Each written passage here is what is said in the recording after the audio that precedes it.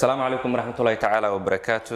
maanta waxaan qaadanaynaa cashirkeena xiga abdominal organs ayaan maanta qaadanaynaa haddoo aleedno qaasatan waxaan maanta xoog saari doonaa stomach oo ah xubin ka mid ah xubnooyinka habdhiska dheefshiidka.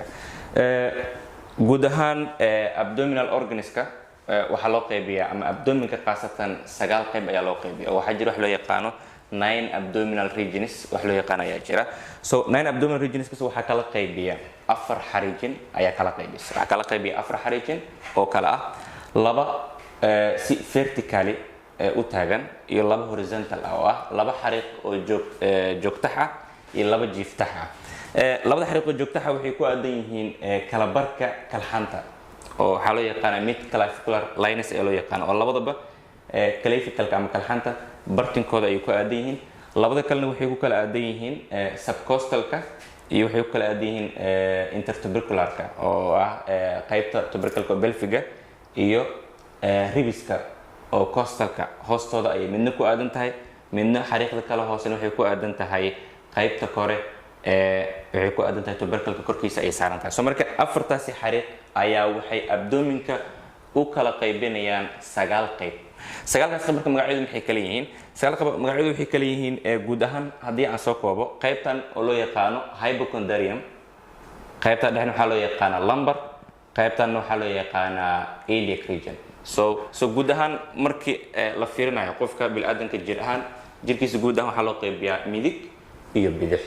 So marka hypochondriumku wuxuu leeyahay right hypochondrium, left hypochondrium, right lumbar region, left lumbar region, right iliac region, left iliac region iyo saddexda kale oo soo hartayna waxay ku aadan yihiin qaybta dhexe centerka oo ah qaybta kale waxa loo yaqaan epigastric region, umbilical ama umbilical region iyo hypogastric region. So marka 9ka qayb waxay noqonayaan sidaas ay noqonayaan. wax kala qaybinayna waxaan dhahnay waa laba xariijin oo ah laba xari oo joogtax ah iyo laba jiiftax ah. labada joogtax waxay ku aadan tahay dhahnay mid clavicularka oo ah bartanka kalxanta ay ku aadan tahay.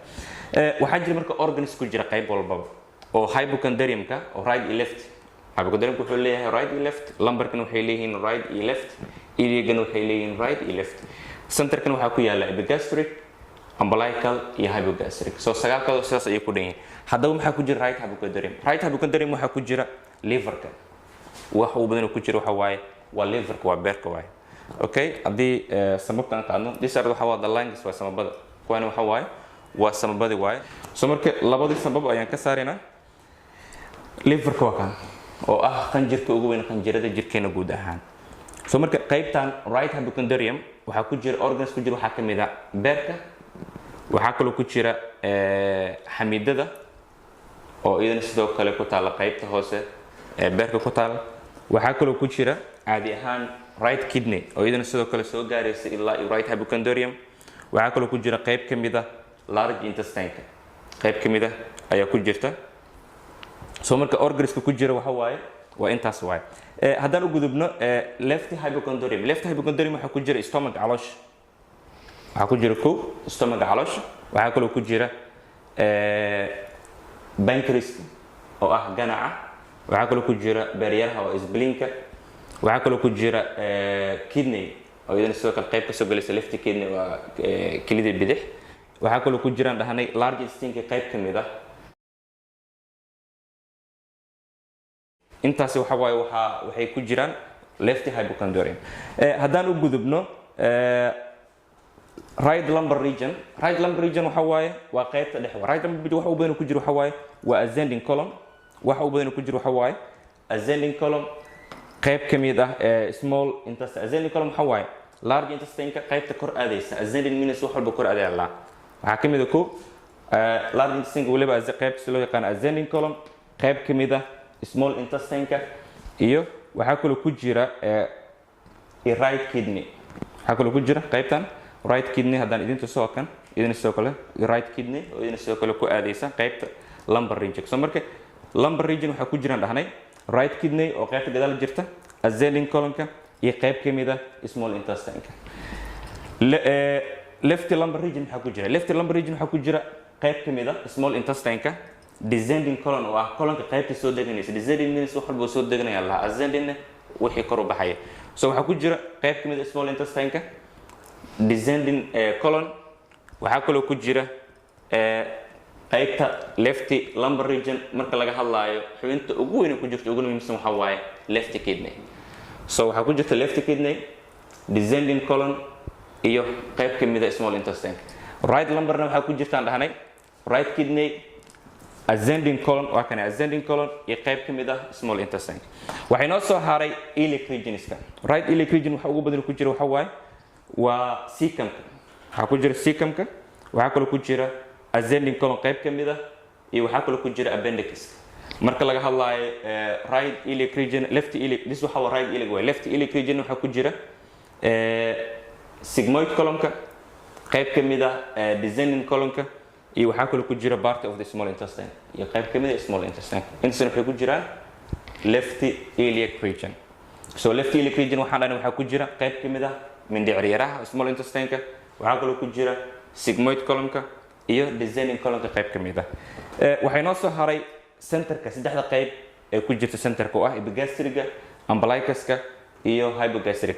Epigastric waxaa ku jira caloosha, qayb ka mid ah caloosha maadaama caloosha ay sida jeexam u samaystay soo laabmayso. Waxaa kaloo ku jira ganaca oo head of the pancreas qayb ayaa soo galay.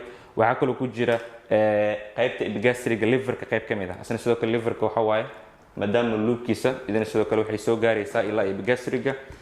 waxyaabaha kale ee ku jira waxaa ka mid ah oo soo gaaraya adrenal glandiska oo kelida ay leedahay right iyo left adrenal glandiska iyagana sidoo kale waxay ku jiraan epigastriga. so epigastriga waxaa dhan waxaa ku jira right iyo left adrenal glandiska. waxaa kaloo ku jiraan dhahni ganaca oo pancreaska. waxaa kaloo ku jira duodenumka idina sidoo kale way ku jirtaa. waxaa kaloo ku jira oo qayb ka ah liverka, stomaga oo ah caloosha, beerka, waxaas oo dhan waxay ku wada jiraan sidoo kale qaybta epigastriga. umbilicuska ku soo haray oo qaybta caloosha. umbilicuska waxa u badan ku jira waxa waaye small intestine. waxa ku soo haray hypogastriga. hypogastriga waxa ku jira bladderka kaada heesta saad aragtaan waa kane. waxa ku jira bladderka. waxaa kaloo ku jira reproductive organska oo xubnooyinka taranka qaabilsan iyagana sidoo kale waxay ku jiraan hypogastriga ayay ku jiraan. so nine regionska waxa waaye intaasi waaye. nine regionska waxa waaye intaasi waaye. waxyaabaha kale ee ugu muhiimsan waxa waaye oo aan rabnay in ogaano anatomically marka laga hadlaayo nine regionska guud ahaan marka laga hadlaayo abdominka. abdominka horta xaguu ku yaala marka lagu weydiiyo abdominal organs xagee ku yaala. abdominal organs abdomin sidiisa wuxuu ku yaala wuxuu u dhaxeeyaa thoraciga iyo pelviga.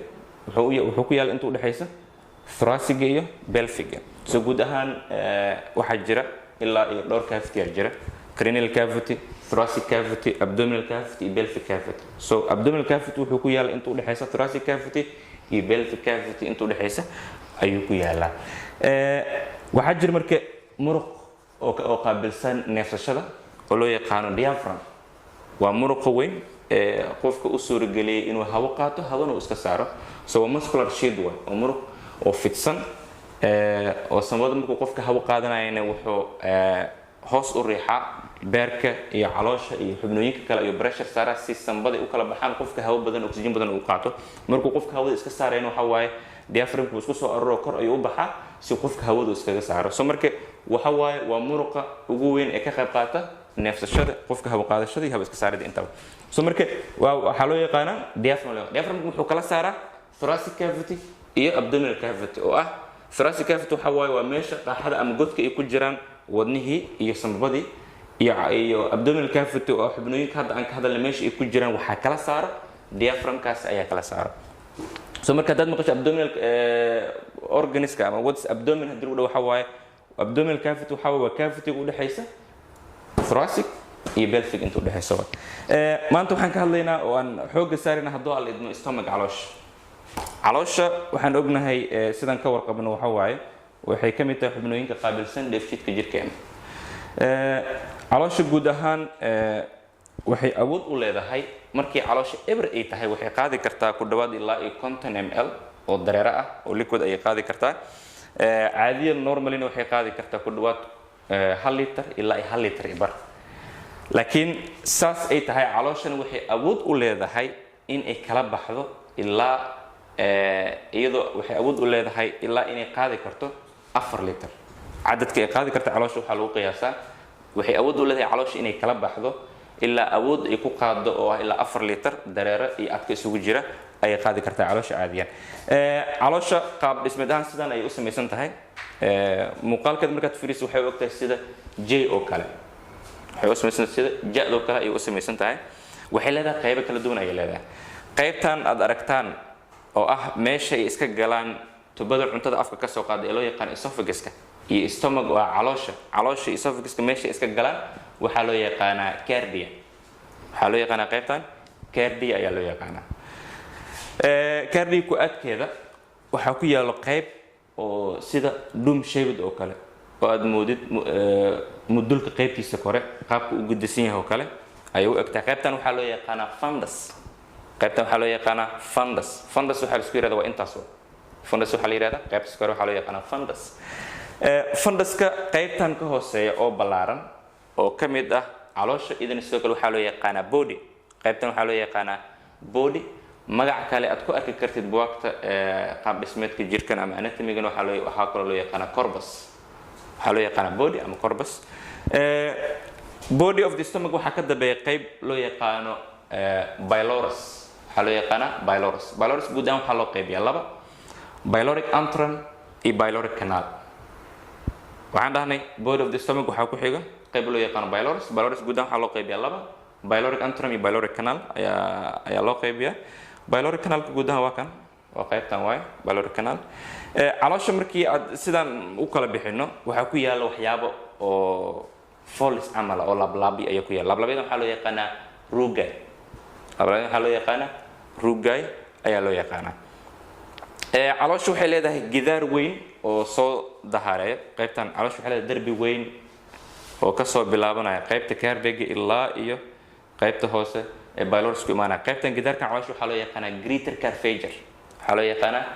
greater carphager waa qalooca weyn darbiga weyn waay waxaa jira qalooc yar oo asna waxaa loo yaqaanaa laser carphager laser means waxa waaye waa midka yar waay greater waxa waaye laser greater wuxuu kala duwan macnaha waa fahmi karnaa waa midka weyn iyo midka yar carphager waxa waaye waa qalooc waay soo marka gidaarka weyn ee qaloocan ee caloosha ilaa waxa loo yaqaanaa greater carphager gidaarka yar ee qaloocan ee caloosha waxa loo yaqaanaa laser carphager ayaa loo yaqaanaa caloosha waxay leedahay laba nooc ay leedahay noockan waxa loo yaqaanaa angular notch ayaa loo yaqaanaa ama waxa kale dhihi kara insura angularis waxaan dhahnay caloosha waxay leedahay laba nooc ay leedahay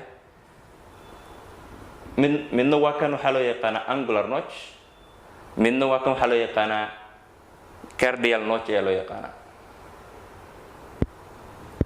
so this waxa waa angular notch magaca kale angular notch ku leeyahay waxa waaye waa insura angularis waxa kale loo yaqaanaa insura angularis karna waxa loo yaqaanaa notchkan kale waxa loo yaqaanaa cardial notch ayaa loo yaqaanaa karna waxa loo yaqaanaa angular notch ama insura angularis ayaa loo yaqaanaa waxyaabaha kale ee hadda caloosha inooga dhimo waxa waaye oo aan rabno inaan wax badan ka faa'iidno caloosha waxay leedahay laba meel two open ay leedahay mid caloosha iyo esophaguska meel ay iskaga furan yihiin oo loo yaqaano gastroesophageal opening iyo qayb hoose ee loo yaqaano pyloric opening kan waxa loo yaqaano pyloric opening meeshan kalena esophaguska iska galaan iyo caloosha waxa loo yaqaano gastroesophageal opening labadaba waxa ku yaala markay fur oo u suurageliya markii caloosha ay wax soo galaahiin in uu furmo si caloosha ay wax u soo galaan sida cuntada iyo biyaha oo kale midka hoose wuxuu u suurageliyaa caloosha markii wax iska saarayso inay xubinta kale u sii gudbiso so marka midkan kore waxa loo yaqaanaa lower esophageal sphincter loo yaqaanaa